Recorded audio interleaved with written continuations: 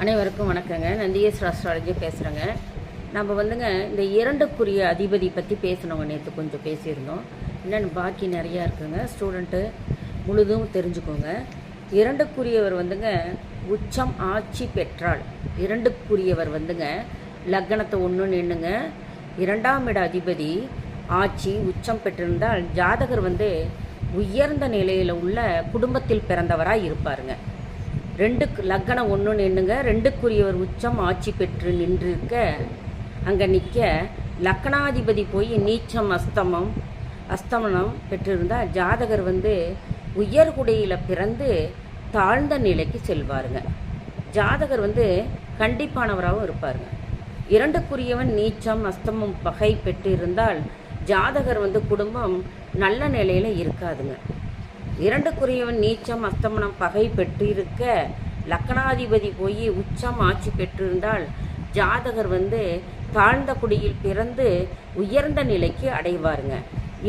இரண்டுக்குரியவன் நின்றால் ஜாதகர் எப்பொழுதும் தன் படைபலத்தை பற்றி பேசிக்கொண்டிருப்பாருங்க.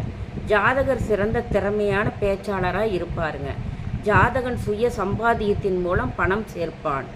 ஜாதகர் வாக்குவன்மை உடையவராக இருப்பாருங்க. ஜாதகருக்கு வார்த்தைக்கு ஒரு மதிப்பு இருக்குங்க.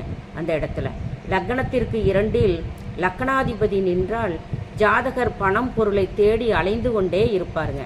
நிச்சயமாக பணம் வருவாயை தேடி கொள்ளுவாருங்க. ஜாதகர் எப்பொழுதும் தன்னுடைய அருமை பெருமைகளை பற்றி பேசிக்கிட்டே தாங்க இருப்பார். அவர் 2ஆம் இடம் வாக்குஸ்தானம் அல்லவா, குடும்பம் வாக்குஸ்தானத்தில் இருக்கிறதுனால. லக்கணத்துக்கு 2 3 நின்றால் ஜாதகன் எப்பொழுதும் தன் வீர தீர பராக்கிரமங்களை பற்றி பேசிக்கிட்டு இருப்பாருங்க. ஜாதகர் ரகசியங்கள் எதுவும் தங்காதுங்க.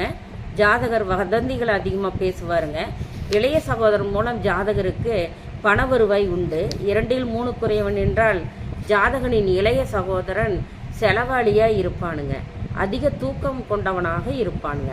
லக்னத்துக்கு 2 4 நின்றால் தன் படிப்பு, பற்றம், சொத்து விவரம், தான் அனுபவித்த சுகங்கள், தனது உடைமைகள், வியாபாரம் இவைகளை பற்றி அதிகம் பேசுவாருங்க.